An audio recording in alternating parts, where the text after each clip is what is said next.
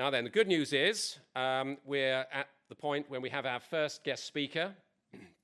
And our first guest speaker is William Bowes, who is Director of Policy and General Counsel for the Publishers Association. I'm going to apologize because I'm going to have to read this because William's got quite a comprehensive bio.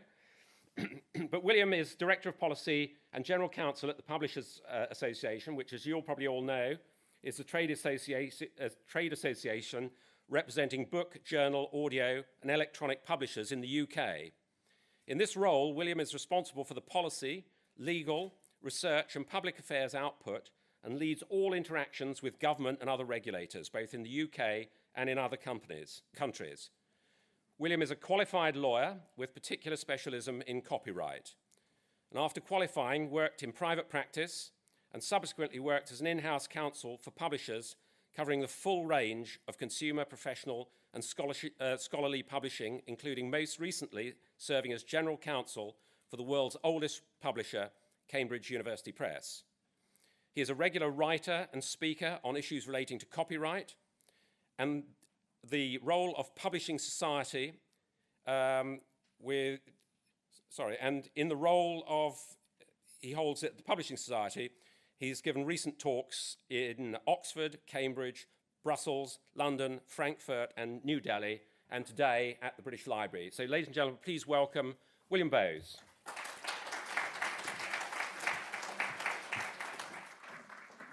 Thank you very much, and it's a real pleasure to be here today for lots of reasons. Firstly, because my journey as a lawyer began with my Athens login many years ago, and whilst I didn't appreciate it when I was handed it at the time, it opened my world up to a whole range of legal information which has subsequently powered my life and my career, and all the things that, as you will probably realise in a few minutes' time, I care most deeply about.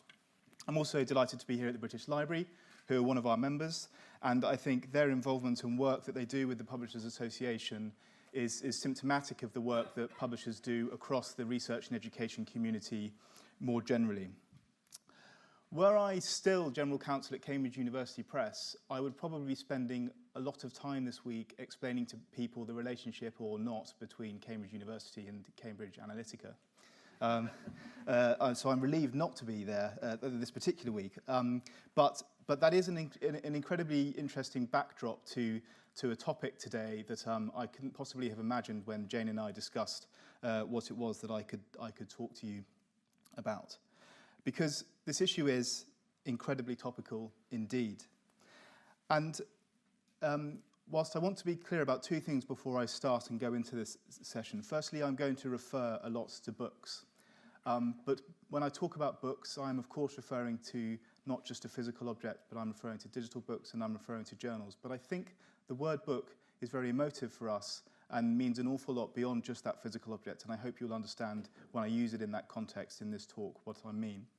Secondly, as has been mentioned, an awful lot of the publishers in this country are incredibly digital in their output and their outlook. And although things that I might be talking about now will be critical of the approach of certain technology companies and also the way digital policy is regulated, both in the UK and internationally, I want you to understand that that is not in the context of being negative about technology and digital, which is the future and which, for someone of my generation, has been a transformative experience and which I care deeply about as well. But I say what I'm about to say because I want this world to work better, not because I want it to go away. Because the truth is that successive governments and international bodies have misunderstood and failed to adequately regulate the digital space. And as we see this week, the consequences for individuals, society, and the state are now becoming clear. I'll return to that theme shortly.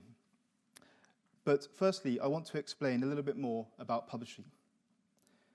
As publishers, we believe in a society that is shaped by the understanding that can only be found in high quality and editorially free books and other learning materials. I'm often asked, most recently by my daughter this morning, what exactly it is that publishers do. My answer is simple. Publishers bring books to life. And we do this by transporting them from the minds of authors to the minds of readers. We believe there are 4 key stages to this creative journey, each of which informs our approach to government policy and how publishing is regulated in both the digital and the physical space. Firstly, and most importantly, we believe passionately in the concept of freedom to publish. Unless people are free to have and then share their thoughts and ideas, then we believe that high quality and editorially independent books cannot exist. And without that, none of us can live in the free, open, liberal, tolerant, enlightened and democratic society that we have come to take for granted. But when we talk about freedom to publish, free from what or whom exactly? Well, it is of course free from the state, which, having spent the last 7 years working for Cambridge University Press, founded by King Henry VIII, was not something one would always take for granted. But also, it's free from other people who might hold financial or other power over an author, whether that be their employer or their institution.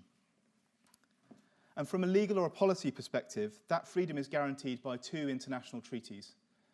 Firstly, the Universal Declaration of Human Rights in Article 19, and secondly, the Berne Convention, which sets out global copyright standards that are the essence of freedom from the state and ensure that thoughts and ideas are owned first by the person who has them and not by anyone else. Secondly, we believe passionately in the author-editor axis. It is true that some books are simply written, sent to a publisher, and largely disseminated on that basis. But in practice, that is incredibly rare. The best author-editor relationships create the best books. And they do that because they involve a constant and feverish exchange of ideas between 2 like-minded people, often about what the next book in a series might look like.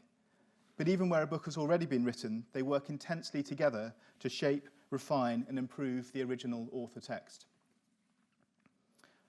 Our third key belief is in the importance of a free market for ideas. Trading in ideas is, of course, important in that it enables authors and the millions of people around the world engaged in publishing, book distribution, and bookshops to get paid. And we are not embarrassed about this, because it is important that people can commit their lives and careers to the profession of book publishing and distribution. And that is because it is vital to society that we have professional publishing skills. As we will explore shortly, if anyone was in any doubt about the value of a profession dedicated to enhancing, improving, and guaranteeing the quality and independence of content in a world that is drowning in a morass of poorly organized, dubiously created, and often self-serving news and other communication, then surely those doubts must now be removed. But the trading of books also has a wider and more fundamental benefit. Put simply, trading enables ideas contained in books to be shared. And when the best ideas are shared, we know that problems get solved, people understand each other better, and society as a whole is improved. It is no coincidence that when the European Union talks about its single market, it talks very often about how it has used a commercial marketplace to bring about peace and understanding between nations. It is true, of course, that digital now enables content to be shared without potentially working with a publisher, an agent, or an editor. And as believers in free markets and freedom of expression, we respect the choice of authors to engage in self-publishing of various forms. In the end, though, we know that authors vote with their pens.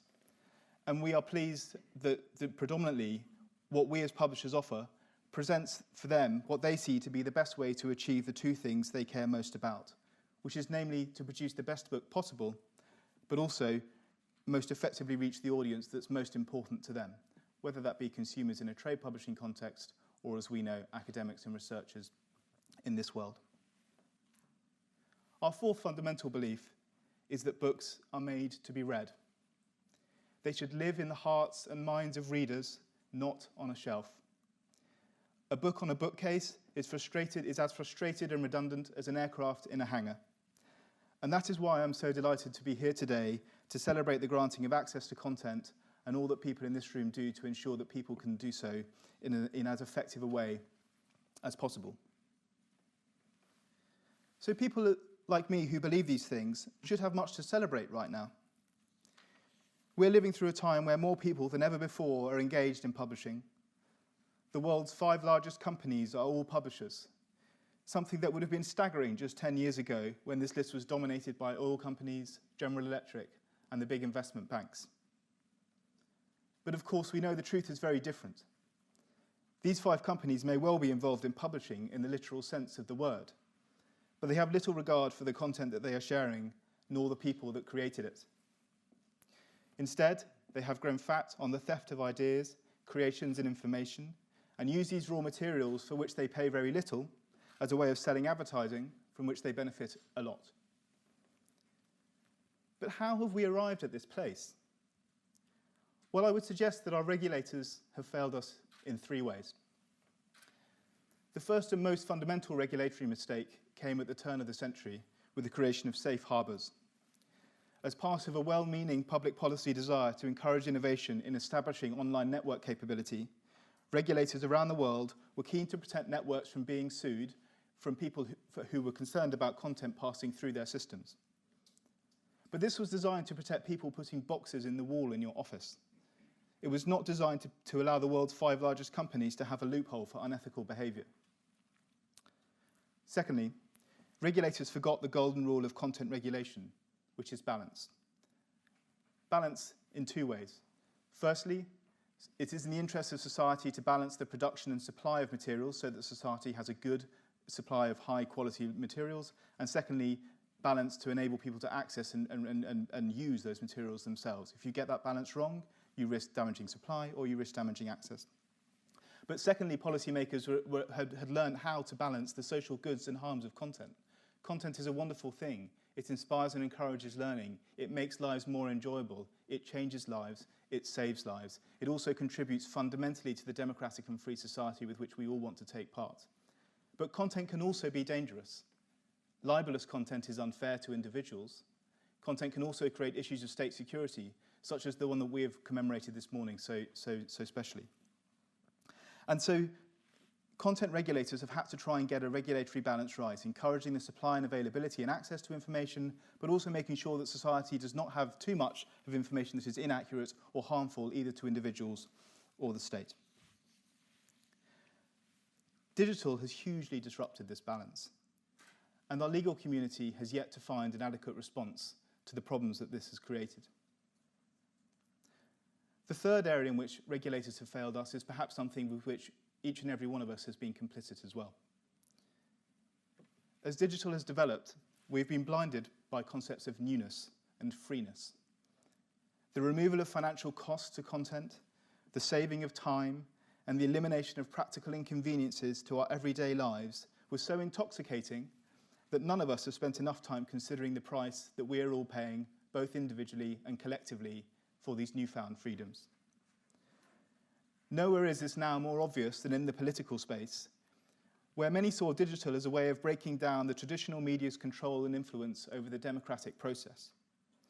Suddenly, with these barriers and filters out of the way, there could be a direct and unfiltered dialogue between politicians and their constituents. Many of those things have indeed come to pass, and there is no doubt that there are ways of debating and engaging in political discourse which are hugely beneficial and more exciting than was possible when I cast my first vote. But as we are now seeing, there were negative and unforeseen consequences of this as well. And this third point, as I say, is one where I suspect each and every one of us has been complicit to some degree as well. And so I do not blame all the blame for this at the door of the regulator. But nonetheless, we elect and pay our politicians to do a job, to look out for our interests, to create the safe, prosperous, and secure society that we all want to live in, to think about the things that we don't understand, or indeed have time to think about them when we do. And, as with banking and financial services, the turn-of-the-century regulatory framework was not fit for modern purpose. But this is not to say, of course, that our politicians have been doing nothing on digital. As many of you will know, the EU has been working hard to update its approach to digital regulation via its digital single market proposal. This includes numerous provisions to ensure EU citizens can make the most of opportunities that digital can provide, whilst also tackling issues such as the value gap, which is the legal way that we're talking about the issues that I've been talking about in terms of value of content creation and use online. There are also provisions to ensure fair remuneration for authors, which we as publishers wholeheartedly support, of course. The digital single market also introduces across the EU a text and data mining exception, which we obviously had and benefited from in the UK already. And whilst we are pleased to see this expanded territorially, we do have some concerns about its extension to commercial use. But it is good to see the EU regulating and thinking about how it can regulate digital in a better way. But of course, regulations in the EU across 28 member states take a very long time, much longer than digital technology allows. And it is always hard to try and keep up. One interesting consequence of that has been that the digital single market process is reaching its regulatory crescendo at just the same time as the new EU General Data Protection Regulation is coming into force, something that has been going on and been debated for a much longer time. I won't go into the detail of this regulation because I know you have another session on it later today. But as I'm sure you will be aware, the overriding intention of this legislation is to give all of us as individuals more control over our data. And the EU has led the way on this for a very long time indeed.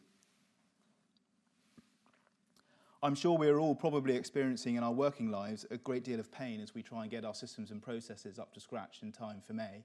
But I hope that as we do so, we remember the benefits for us personally about what others can do with our information and try and keep those two things in mind as we go forward. But of course, the other dominant political story at the moment is the B word. And here there is a direct impact on DSM. Much to everyone's surprise, in the Prime Minister's recent Mansion House speech, she went out of her way to make clear that the UK would not be part of the digital single market. I find it extraordinary that whatever your views on Brexit, if anyone had said 2 years ago that the Prime Minister would only name 3 things that she was definitely going to leave, one would be fish, the second would be the Common Agricultural Policy, and the third would be the digital single market. On fish, we already seem to have made a compromise, so basically we're down to farming and the internet. It's an extraordinary state of affairs. And of course, but both fish and farming have been discussed and debated for a long time. No one will be surprised, having listened to Michael Gove speak, that those 2 things found their way into a speech. But to find her talk directly about the digital single market as being something she had definitely decided was not in the UK's interest was very, very surprising indeed.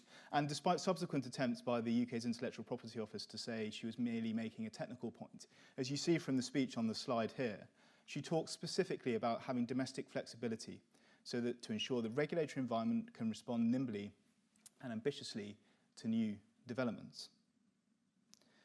Well, what does she mean? We perhaps got a clue in January. Matt Hancock is our new Culture Secretary. He's something of a Duracell bunny. Those of you, some of you may have seen, he recently launched his own personal app, which tells you everything you never wanted to know about our Culture Secretary, including what he had for dinner last night. Some of you may also have seen, somewhat amusingly, that his app was found not to be compliant with the new data protection bill that he was responsible for passing. So he's got some compliance issues of his own. But I say that, and I use that as a degree of comfort, because if even the Culture Secretary can't comply with his own law, then what hope have the rest of us got? But anyway. Matt Hancock is a very energetic, a very ambitious guy, and he is always coming up with and thinking about new things. And before he was Culture Secretary, he was Digital Minister. As Digital Minister, he was conceiving and thinking about this thing called the Digital Charter. There is very, very little policy coming out of the UK government at the moment that is not to do with Brexit, but this is one of the things that they have done. And this Digital Charter is variously described as a roadmap, or in one of their releases, a rolling programme of work. It is not a specific piece of legislation. It was not something that was consulted upon. Rather, it's a set of principles that they believe the regulation, that in the UK, digital regulation should achieve all of these different things. So you can see here, balancing user interest with rights holders is very much at the heart of this. A free and open internet, but people should understand the rules that apply to them. Personal data should be respected. We need protections to keep people safe. The same rights offline must be protected online, and the social and economic benefits brought by new technologies should be fairly shared. And whatever one's views of the British government at the moment, to have published this 6 weeks before the story that we've been reading about this week seems prescient, to say the least.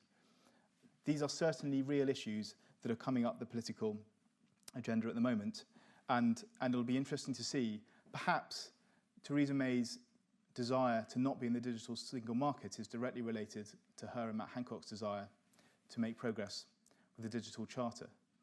Because in the end, what we're trying to do is balance these competing priorities between safety, whether that be safety for assets or people's personal data on the one hand, and the freedom to use and make the most of digital technology on the other. But we know that there's a disagreement in government. Matt Hancock and Philip Hammond believe very strongly that we can be ambitious about what the UK can achieve in digital. Their concern about the digital single market is about being locked into a regulatory framework that will be very hard to change in future, such as the UK's database right has been quite hard to evolve, and indeed it's taken 20 years to have an updated version of data protection regulation across 28 member states as well. And so they believe they can secure economic advantage by being nimble and regulating things of the future, such as AI, rather than being tied into a regulatory regime of the past. I think my picture of Theresa May contains the most predictable slogan of the day, which is she adopts a more cautious approach. She's less convinced that there's something to be got out of this. But at the moment, Philip Hammond and Matt Hancock are winning the day. And if we get through this whole process, genuinely leaving the digital single market, this will be a really interesting and exciting policy area for all of us in the UK in the years to come. But what then for our world of academic, educational and research content? Well, I know there's a big debate at the moment going on about IP-based authentication. What is the right thing to do? What is the most effective thing to do? And the arguments are well rehearsed and ones that many publishers are involved in working with you all on. Of course, we need to protect access to content, because if people can access our content for free, publishers cannot get paid, our employees cannot get paid, the supply of books will either be compromised or indeed their quality will go down.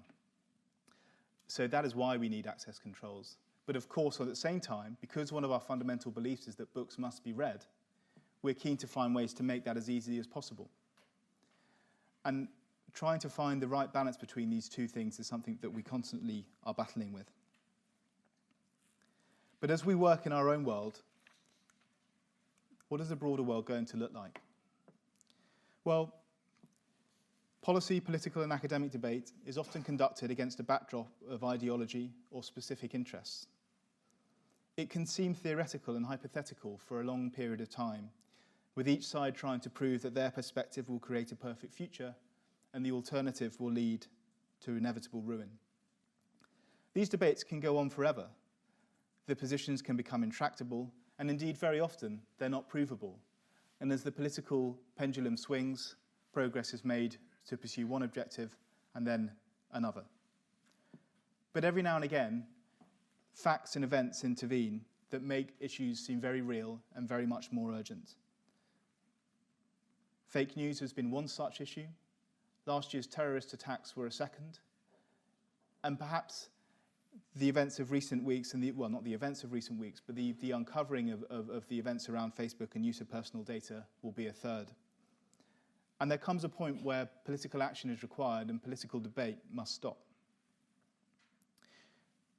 What we know from 300 years of the Enlightenment is that a world shaped by access to high-quality knowledge and education is one that is freer, richer, and in all sorts of ways more democratic. What we know from 25 years of digital technology is that we now hold in our hands every day tools that can spread and share that knowledge better and more effectively than ever before. And that is a hugely exciting and empowering moment for all of us. But what we now also know is that unless this technology is harnessed, regulated, and policed in an effective way, then it is possible that unfair, cruel, invasive, and undemocratic consequences can flow for individuals, whether that be because their privacy is invaded or content owners and authors have their content used without permission, but also consequences for democratic societies. In 1709, the UK responded to printing technology by blazing a trail in regulation and management of content. It did this by creating the world's first Copyright Act, often referred to as the Statute of Anne, but whose real title was an Act for the Encouragement of Learning. The Parliament realised that learning could be encouraged if content could be disseminated and a balance could be found. and it was an amazing legislative innovation that has since been copied all around the world. In recent weeks, that same Parliament has signalled a desire to do this once again. Can this country realistically expect to be able to do so in such an interconnected world? Well, this remains to be seen. But we do have world-leading content sectors in this country. We do have a world-leading higher education sector in this country. And although the world's largest social media companies are not based in this country, we do have a very vibrant and exciting technology sector, as someone who lives in Cambridge knows very well. But if we are going to support these sectors and the UK government in this innovation and try and find some legal solutions that address these unfairnesses, but also that address the unfairness, but also enable us to make the most of digital technology, I think it's up to us to do three things. Firstly, we must make sure we explain clearly our values and also the value of our world of learning and educational exchange, both to society and the UK's economy and its influence on foreign affairs and soft power. Secondly, we need to help them come up with policy proposals and ideas that protect these values. It's not enough simply to talk about the things that we care about. We have to show why this matters, and we have to do so with evidence as well as stories. Because as we do that, we have to remind them that a world that prioritises what we do to protect and enjoy words will always be freer, fairer, and more just than one that makes its decisions purely based on data and numbers. And finally, what we must all do is hold our policymakers and our politicians to account. The time for an effective digital policy regulation is now, and it is one that all of us must seize. I wish you all the best for your conference and your wider endeavours in this regard. If any of you would ever like to talk to me or any of our members around issues around content and policy and publishing, then I would be delighted to do so. Thank you for your time.